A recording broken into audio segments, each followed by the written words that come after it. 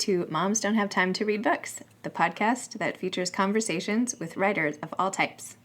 Today's episode of Moms Don't Have Time to Read Books has been sponsored by The Craft Studio, craftstudioNYC.com. Let loose and craft. With locations on the Upper East Side in Tribeca, The Craft Studio is the perfect place to bring your kids, paint pottery, and kill a bunch of time. It's amazing. I am super excited to be interviewing KJ Dell'Antonia today. KJ is the former editor of and a writer for the New York Times Motherlode blog. She was also a contributing editor to the Well Family section. Prior to that, she was a blogger and contributor to Slate. She currently lives in Lyme, New Hampshire with her husband, 4 children, and many farm animals. Hi, how are you? Great, how are you? I'm good. Thank you so much for coming on the show. No problem. I also want to thank you so much for writing your book. As a mom of 4 also, I am beyond grateful to have now a manual sorted by topic so I can refer back to it as a Bible. So thank you. Oh, thank you. I hope it's helpful. And actually doing it helped me, so. Oh, no, it's absolutely helpful. I feel like you normalized so many of the things that I felt and oh my gosh, anyway, thank you. It was amazing. In your introduction, which I want to laminate basically, called This Could Be Fun, you open up your book with the following. You said, I'd been a parent for close to 12 years by the time it occurred to me to ask myself if the whole thing had to suck quite as much as it seemed to most days. And you then point out that raising your kids will take about 20 years, and that will be a significant chunk of your overall lifespan. So you say, I don't want to spend that time in a haze of resigned exhaustion, longing to be or do something else. I am lucky to have all this. I want to like it. So I felt like that encapsulated pretty much the whole tone of the book, and I wanted to just hear more about how you shifted mindsets and how this book came to be. I think that there's so much in the book that is practical and things you can actually do to make immediate things better. But that mindset shift, the decision that you want this to be good, that that it's worth your time to figure out ways to make what seems like sort of mundane tasks that are always going to be kind of vaguely sucky, that it's worth your while to both make them better and also to help yourself to feel better about it. I mean, I'm just I'm never going to be a morning person. It's never going to happen. But the decision to wake up and try, which really, honestly, I spent 40 years not trying, maybe a little less. No, probably maybe a little more. It's huge. Just that sort of moment when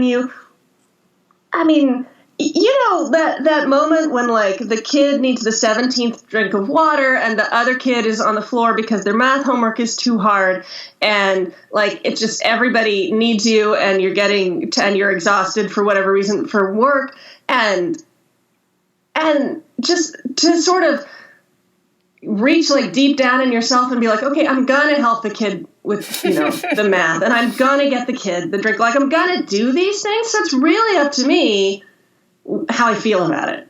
Yep, I love that. It's taking all the control back in a way.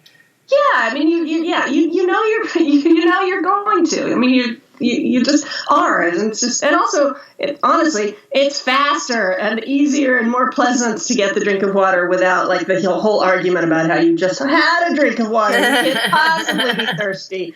You're gonna do it. You might as well just find a little last scraping of adulthood and do it.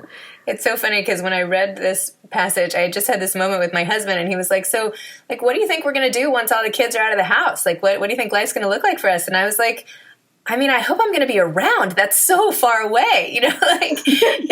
This is it. And all of a sudden it was sort of occurring to me, this is the bulk of it, And so then I opened your book and you basically said the same thing to me. And I was like, yes.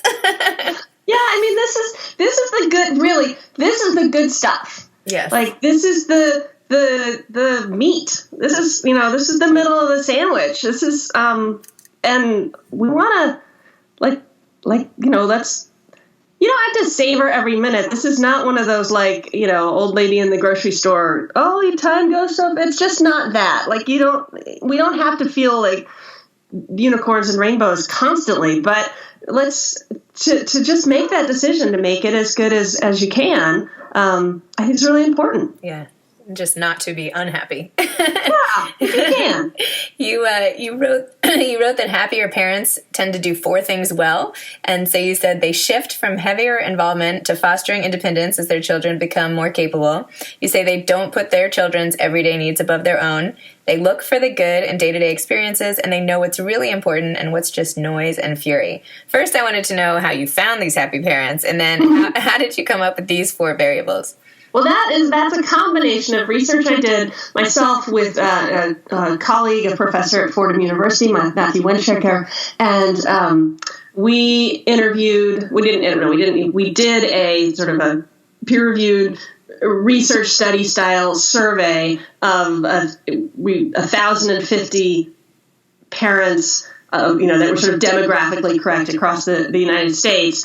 Not all 1,050 answered all the questions, so we sort of didn't end up with quite that many. But and those were the people the ones who had younger children described more, and who were also more satisfied with their lives or with their parenting, which is sort of how academics measure happiness. They described being more involved. The ones who had older children described encouraging their children towards independence. And by described, I mean they sort of, answered multiple choice questions for the most part. We had a few open-ended questions. So that was something that we saw ourselves. I mean, it wasn't some enormous and massive effect, but it was definitely observable, this sort of shift. Mm-hmm. So they were not the same parents. It's not like we followed them for 10 years, but that was just, that's the way that worked. And then the rest of the other, not putting their kids' everyday needs above their own. That's also from our research. We asked things like, when you think about what's for dinner, whose needs are you considering?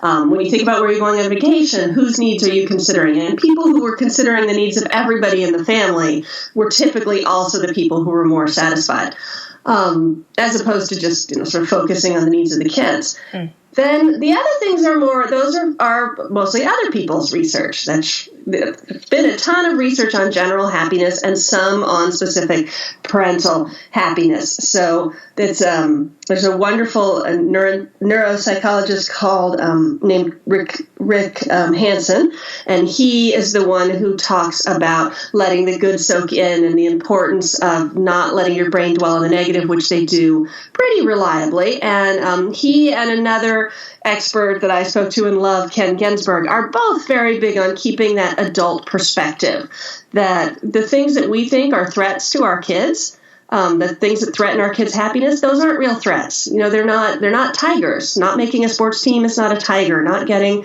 the same first grade class with your best friend is not a tiger. Even that horrible bullying incident, even not getting into the college you want to. Those are not real threats, and having an adult perspective on them helps us keep our happiness as parents, and it also really helps our kids, because then they can see that that life's going to go on. Right. And what's an example of how you took one of these things and implemented it into your life? Well, just what we were talking about earlier about taking the time to soak in the good moments. Like, really, I think we all have those sort of moments when you just feel like you're going to rip all your hair out because you're packing for a business trip the next day, and your teenagers, it's already 11 and you have to be up at 5, and your teenagers, just having hysterics over something, and another kid is upstairs playing Fortnite, and you've got to, you're just like, I can't. And to sort of be able to have that little thing in the back of your head going, yeah, I just can't, but this is a healthy teenager who wants to talk to me, and the kid who's playing Fortnite will get off when I ask them, and I get to go on a business, I got a job. I mean, it's a little bit gratitude, but it's more like, it's not I don't think of it as like some big woo-woo gratitude practice. It's just more noticing that we really have these lovely modern lives that are worth appreciating. Totally. I love that. Your book hinges on these 10 mantras that you've identified for happier parents. And as I was typing them out, I was like, this is how I felt in college. I was like typing it out like I was making one of my review sheets that I was going to have to go back and like underline and memorize. And now I'm going to like, blow it up and put it on my bulletin board. But anyway, here are the 10 that you outlined. And I'd love to hear, which one of these maybe you use the most. So 1, what you want now isn't always what you want later, which I think is my favorite. 2, there is nothing wrong. 3, people, including children, especially children, change. 4, you don't have to go in there. 5, if you see something, don't always say something. 6, you do you. That's my other favorite. 7, you can be happy when your children aren't. 8, decide what to do, then do it. 9, you don't have to get it right every time. And 10, soak up the good. I really probably think about every one of them, not necessarily in so many words, but I think about those all the time. I'd say the one that, and which one is like biggest in my life, sort of varies from day to day. The one that's really big right now is you don't have to go in there, which is to me an emotional reference. Like when your kid is having, it's a literal reference in that one of my kids used to have her tantrums in a closet. And sometimes we did have to go in there, but we didn't have to go like in there in the sense of joining in her mood. And it is back to school time, and transitions are hard for all kids. And I have a couple that are really struggling with this. Well, I would say 3 of my 4 are really, they don't want to go back to school for very, and it's not just like, I don't want to go back. It's also that sort of shifting to a different routine and the whole, the sort of, it's going to be different, and yet it's going to be, I know what it's going to be, but I don't know what it's going to, and anyway, everybody is super emotional right now, like super emotional. And so to let them have their emotional moments without joining them and just to be like, okay, because it's really like they want to suck you in. They're trying. They're like, this is the worst. This is the worst day ever. And you just, they want you in there, and to just be just like, I get that you feel that way. I'm sorry. That must be hard to be feeling all the feels right now. I think sometimes they want to slap me when I, but not to just be like sort of throw myself all in or respond, especially if they're pushing your buttons for, like making you mad. Right. To not respond with genuine anger. Like sometimes you have to sort of get up, get yourself up and be like, either you stop whining about this or you go, or, you'd have to, but you don't have to like go all the way to actually being mad. So I love, that's the big one for me at the moment. Yeah, otherwise I would probably be like on the floor in a puddle right now. No, that's super useful. My son literally last night as he's going to bed, he's like, wait, it's almost school. He's like, but I love this summer. I don't know that I want to go back to school. Like, this is a great summer. And I was like, yeah, I've been like mentally preparing for this transition for a while because, I'm a grown up, right? But, but kids, they're like, wait, this is like coming up around the corner. I don't know about this. Yeah. One of mine said to someone just yesterday, he was like, well, it's a couple weeks. And the person was like, no, I really don't think it is. Yeah. I think it's like 2 or 3 weeks. And they're like, I think it's next Wednesday. Exactly. I'm like, it's a week from Tuesday. I also, don't you hate like grown-ups? And I mean, I know we are grown-ups and I try so hard not to make them a mistake. Why do they always look at your children and go, so are you looking forward to going back to school? Totally. No. And they don't want to talk about it at the grocery store. Similarly, if you have a kid who's a junior in high school, which I do, they don't really want to tell you about their college search right now. Ugh. Like, online at the checkout, they just don't. I get that that's your immediate go-to, but just don't. Be like, hey, I noticed they have a new flavor of Hershey bar. I mean, I don't know. I feel like anything. So many of the small talk questions that people ask to be polite end up like causing so much stress in other people. It's like we should just be like, let's just stop the small talk. Like I know you're asking us these questions because you're being nice, but now you're like causing a fury on my end. So just like bye bye. Anyway, so I get it. In your mornings are the worst chapter. And I wrote this article once about like my crazy mornings and everything. And this guy I barely knew was like, oh, I read your article. He's like, I think you have to change something about your mornings. And I'm like, I'm like, this is like some man like on his way to work in like a suit, you know what I mean? And I'm like, yes, you're right, thank you. How about I get a wife? Yeah, exactly. That would probably totally help. Like you don't say. But your chapter was so great because you outline like specific, actionable, useful suggestions, not just like, chill out and enjoy it. Like you have great tips in there, which is basically in every chapter of your book, which is why it's so user-friendly in addition to enjoyable. So you end up saying that, if you find something worth getting up for, it can make the mornings better. Like instead of just thinking about the slog, if you have something fun for something you want to do, then it's easier. And that's how you ended up, basically having a farm and getting your kids to work on the farm, which I did not see that coming in the book, by the way. I was like, they're doing what now? It's terrible advice too. Don't go get a farm. And actually, if I wrote the book today, I probably wouldn't even, we still have a farm. And just like an hour and a half ago, I was fighting with one of my children over the fact that she had to do the chores this morning. And it was not pretty with me. Yeah. So the better piece of advice within that, besides don't buy a farm because it's a stupid idea, is to find something like I said, I hate mornings. I really do. I don't want to get up. But if you can find something that will there's sort of two bits. If you can find something that will help you get up, I'm willing to get up I run a mile every morning on a treadmill, and I don't run any further than that, and I do it very slowly, and I don't enjoy it, but I like checking it off. Mm-hmm. I like having my day, there are things about it that have made it sort of so worth it to me that I actually will get up, and the point is that then I'm up. I used to just get up 30 seconds before I needed to wake up children. Or my husband would do the same, and we definitely trade off on this. It's not like it's just me.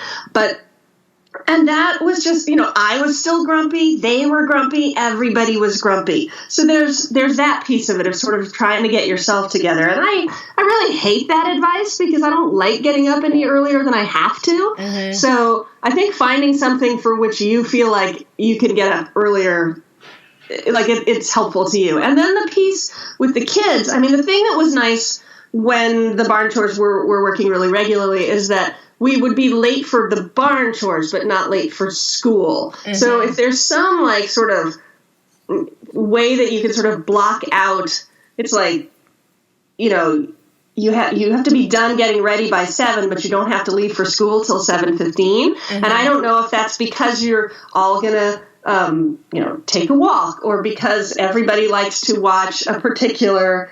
Maybe there's something that you could watch or play, or you could stop at a donut place and you could actually sort of get a ritual donut, and you'd have to take it in the car if you're late. But the key was just that the thing we ended up being late for was not the school, so it helped. Mm-hmm. But it's a hard one to achieve, and in all honesty, it's not working anymore.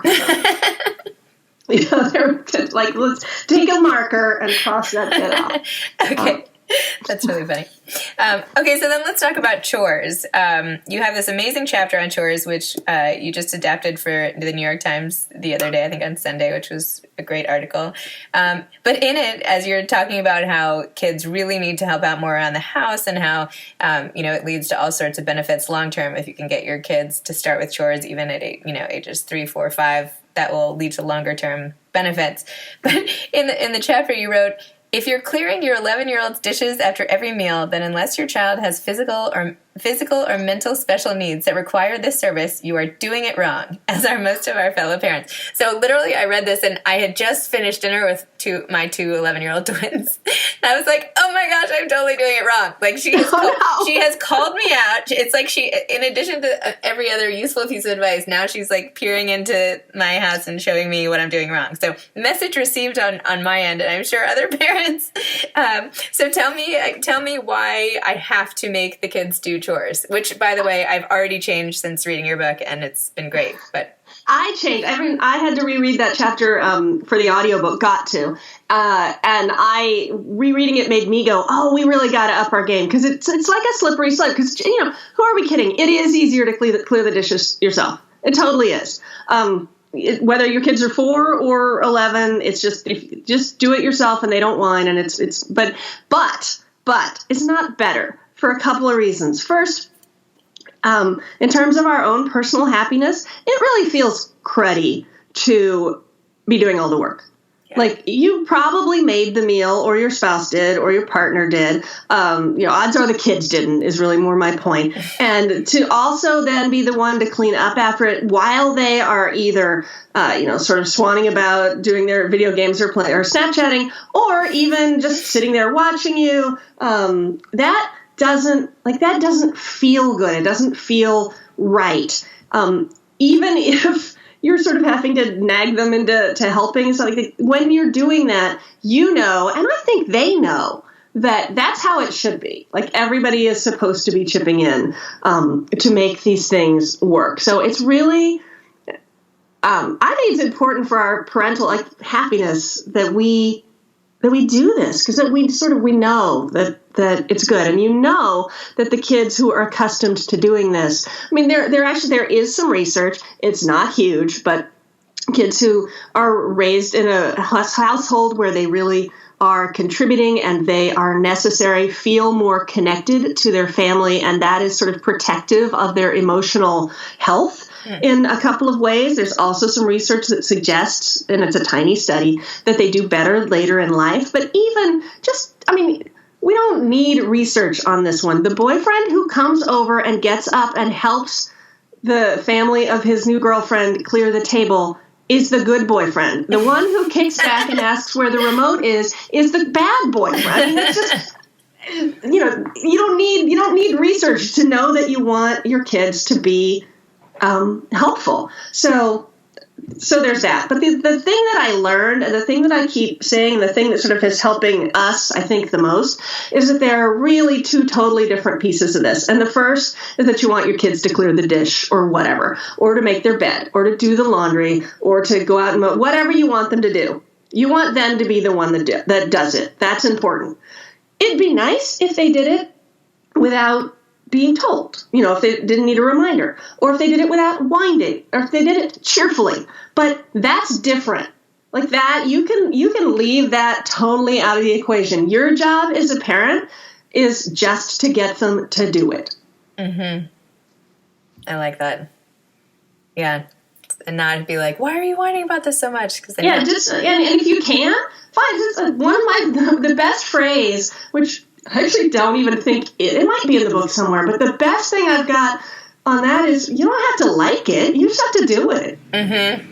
Totally. I don't like it. I have learned now about almost 50 years in that doesn't help me to whine about it, that I just feel worse. But, you whine, but you still have to do it.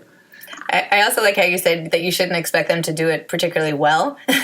No, this is also true. I mean, eventually, if they're doing it poorly because they know you're going to swoop in and it's easier for them, but a lot of the time they're just, they're too young, or they didn't get it, or they were sloppy. I made a deal with my son that he really wanted this toy, and in exchange, this is probably bad parenting, I was like, you have to do 4 days of laundry for the whole family, and with 4 kids and everybody, it's a lot of laundry every day. He was like, you're kidding. And I was like, no, that's the deal. So he's been doing the laundry all week, and it's so funny to see him approach a pile of clothes again? I'm like, yes, this is the laundry. It happens every day. You can never cross it off the list. It's one of those things, try it. And then my husband was like, I don't know about this with this guy doing the laundry, because my shirts end up in my 5-year-old's closet, and I'm like, this is not hers. Look at this shirt. Anyway, yes. All the clothes are dirty, but I'm like, I think it's the principle of it. We have to enforce the principle of the chores. So anyway, so you recommend in your book that parents actually read books, magazines, newspapers, the actual hard copies, so that the kids can see parents reading. Can you explain how this is really beneficial? What's your thought behind this piece of advice? Two pieces. First of all, especially when your kids are little, if you're reading on your iPad, as far as they're concerned, you're playing 2 dots or Candy Crush. It doesn't matter. You can show them the words, but to them, it's you're on an iPad and I'm not. There's that, and that's just the end of it. So I think that it's really important that we do the things that we can do offline, so that they can see their sort of relative importance in our worlds. A lot of kids actually grow up to prefer, a lot of adults prefer the paper too. So surprising number of kids would rather read on paper, and if they're seeing you do it, that's great. The other reason, and this is huge, keep subscribing. I don't know how long we're even going to be able to do this, but keep subscribing to a paper newspaper. Keep subscribing to paper magazines. If you want to raise kids who read the New Yorker, the cartoons and the covers, those are the gateway drugs. If you want to raise kids who glance at the headlines of your local paper, the local paper's got to be sitting there. They're not going to, sort of wander over to your computer and accidentally go to your town. It just doesn't work that way. But if it's sitting there, they really truly will, and then you're talking about it. So I mean, I don't know how long this is going to even be a possibility, but it's actually important.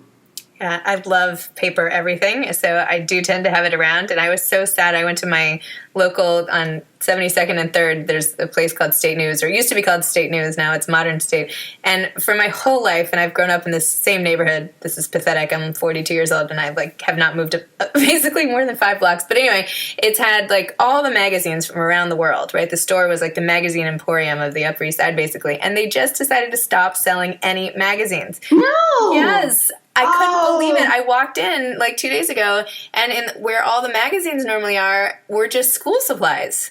And I was like, wow. I know. So I said, wait, where are the magazines? What happened? They said, the guy said, because of everything's online now, we're not going to sell them anymore. It wasn't making any sense for us.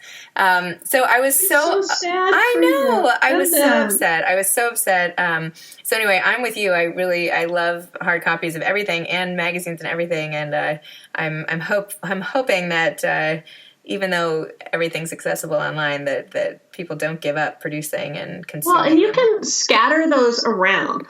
You can put some magazines that might appeal to your kid on the floor, in the back seat of the car as though they were just there. Leave them in the bathroom, like we all do. So you just leave them around, and they'll pick them up.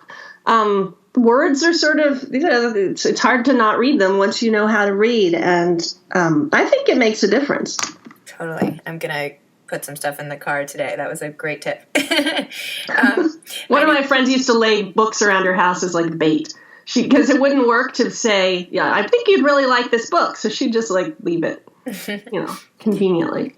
So after all this research that you've done, if you could pick the 1 or 2 things to help busy parents out there be happier, who might not be able to implement everything, but just maybe 1 or 2 things that they could keep in the, front and center, what would they be? This is boring, but find a way to get your whole family more sleep. That will get you better mornings. It will get you better afternoons. It will get you better witching hours. And I'll just go sort of straight to the interesting bit of it, which is that the reason that most of us don't get more sleep is that we don't want to go to bed at night. It's not that we don't want to stay in bed in the morning, because everybody would do that, right? But we can't. And the reason we don't want to go to bed at night is because we don't get our own time till all the other things are over. So, exactly. And for the parents, it's not till everybody's in bed sometimes. And you can shift that. You can sort of try to come up with a world where everybody's getting their own time starting at 7. But for kids and for teenagers, it's well, I had sports, and then I had homework, and then I had this, and so I'm not done till 9. And then if you're not done till 9, you don't go to bed till 10. And it's impossible to get that 9 hours that you need if you don't go to bed till 10.